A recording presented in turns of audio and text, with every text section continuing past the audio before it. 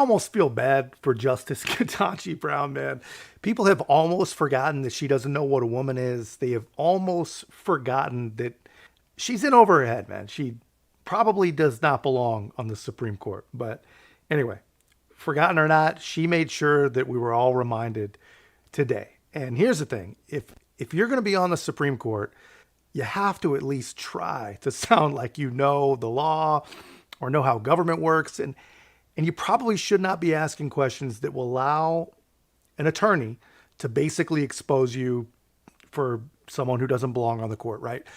Essentially, she asked, if immunity was put in the way that the Trump team is saying that it was, wouldn't that just embolden future presidents to commit criminal acts? And yeah, that's a scary thought, of course. It's kind of an interesting argument because it's essentially the opposite of the real concerns people have about immunity being destroyed by the court. But the Trump attorney's response is pretty spot on. Benjamin Franklin said we view the prosecution of a chief executive as something that everybody cried out against as unconstitutional. And what George Washington said is we're worried about factional strife, which will... No, I'm also, let me put this worry on the table. If the potential for criminal liability is taken off the table, wouldn't there be a significant risk that future presidents would be emboldened to commit crimes with abandon while they're in office? It's right now the fact that we're having this debate because OLC has said that presidents might be prosecuted. Presidents from the beginning of time have understood that that's a possibility.